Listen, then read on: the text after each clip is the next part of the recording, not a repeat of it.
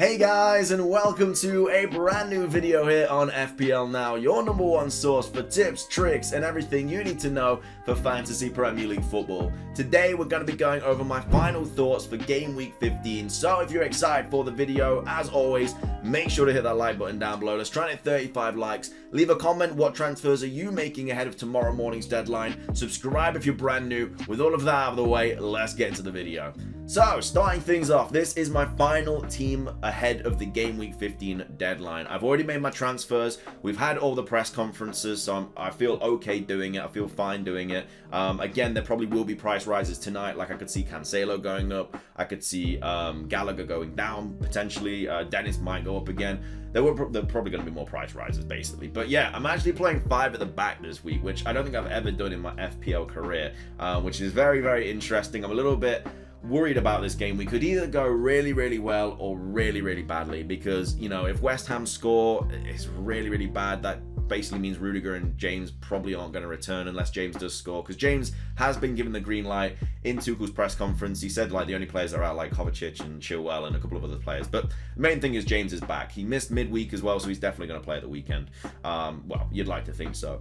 So yeah, I've got to hope that Chelsea don't concede. Another reason why I'm not playing Antonio, because I don't want to play Antonio against 2 of my defenders, because it's just, you know, it's never really fun.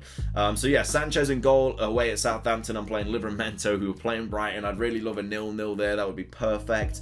But yeah, Trent, Rudiger, James, Livramento, and Cancelo on my back 5. Again, I've used my transfers. I took a -4 hit this week. I'd gone with the Locadia Cancelo move instead of bringing Cancelo and Dennis, just because if I bring Dennis in, it locks me out of bringing Ronaldo in, and I am going to stick to a 4-4-2 formation. So I think if I did bring Dennis in, he would probably just be on my bench most game weeks, which doesn't really seem like there's a point of having that. And if I do want to bring him in the future, I could just downgrade Mbumo to a 4.4 mid and then just use that mil to bring Dennis in later on down the line. So if I really need to, I could just do that.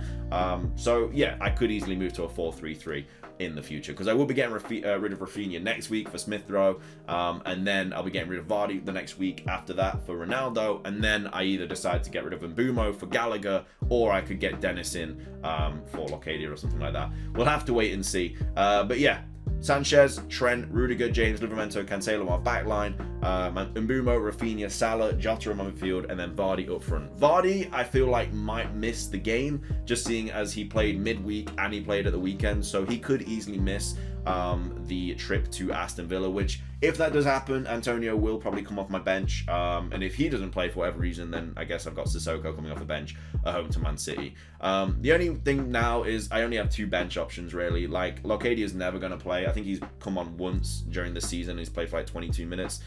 So unless there's like a massive injury to Brighton's like all of their strikers, like he's not going to play, which is fair enough. You know, when I get my wild card back and stuff, like I haven't used my bench boost or anything, so you know, when I do want to use that in the future, I'll just have to wild card. And then, because obviously Chelsea miss some fixtures like down the line, don't they? They do miss game week 24 and 25. Now, the moment that could change due to like restrictions and everything with like COVID and everything. So if that does happen, if this does go ahead and they do miss these game weeks, it could be where I just use a free hit there, because I don't really want to sell Rudiger and James at like ahead of these 2 fixtures when they have like this run of fixtures. Like, I want them for this, because their price is going to go up. Everyone's going to bring them in. I kind of want them before this, so maybe a free hit on like 24 or 25 might be the play, but we'll cross that bridge when we get to it. It might even be called off, we don't know. But yeah, that is my Game Week 15 team as of right now. Like I say, I'm locked in.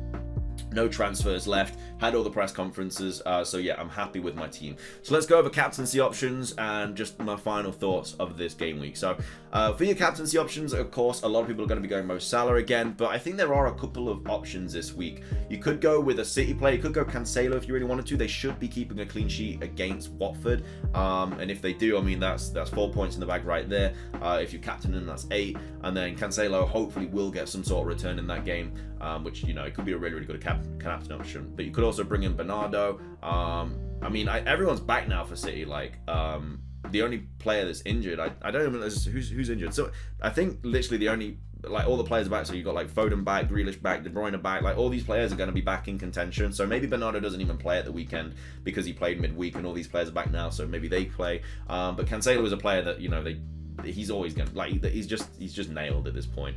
Fingers crossed. I've just brought him in, so he's probably gonna get put on the bench. We'll have to wait and see. If Cancelo goes to the bench, then it could be GG's for me. It really could. But yeah, captaincy options. If you're not going Salah, could go with a City player. Could also go with a United player as well. Ronaldo this week. I think they're playing a decent little fixture. To be fair, they do have Crystal Palace at home. I mean, if you really wanted to, you know, it is Ralph's first game in charge properly, so they will want to impress. It is at Old Trafford, so could be a really nice fixture for Ronaldo. He did go off not like with an injury, but he came off with like a little bit of a knock, it looked like, but Ralph didn't say anything about an injury. It was just praising him in his press conference. And then he's got Norwich next week. Like, I really want to bring in Ronaldo for this Norwich fixture, but I can't really afford to take another hit. Like, this game week 15, I'm obviously is this week coming up, and then the next game week I'll be taking Rafinha out for. I mean, to be fair, I could take out Vardy in game week 16 and then take Rafinha out the week after. It's just Vardy has Newcastle at home, which is a really nice fixture, and I don't really want Rafinha for Chelsea away, City away. Like, I don't want to be trapped into Rafinha. Plus his price is going to drop as well, so I kind of want to sell him before his price drops so I get all the money from him. So yeah, in my opinion, best captaincy options this week. You got your Salahs, you got your potentially Cancelo's, City players, but again, City players are a little bit risky at the moment because of everyone being back now. You could even go really out of the box and go like Sancho or something like that. He seems to be starting every game. But yeah, I don't think there's like a bunch of huge captaincy options. Like, you could also go Son and Kane, like they are at home to Norwich. They potentially could be the best captaincy options. But again, you know, Kane is a little bit of a risky choice at the moment. I personally would not captain him. He's just not on form at the moment. Son, I mean, I just can't really get behind Spurs players at the moment. They just haven't really showed me any reason as to why I need to put all my faith in them. Like, I had Son. I did sell him ahead of game week 14. I'm not too bothered about it because I brought Jota in, who also scored. It just is what it is. And I kind of wanted Jota for the long run because of like AFCON and stuff with Salah and Mane going, Roberto Firmino's out. So I did want Jota for like the time being. And then Son is obviously a lot more expensive as well. So keeping Son wouldn't allow me to get Cancelo. That's why I had to take the two transfers last week of James and Jota in. So it allowed me to get Cancelo this week. Allows me to get Ronaldo in a few weeks. I've definitely got a plan in my head. It just depends if it all goes right.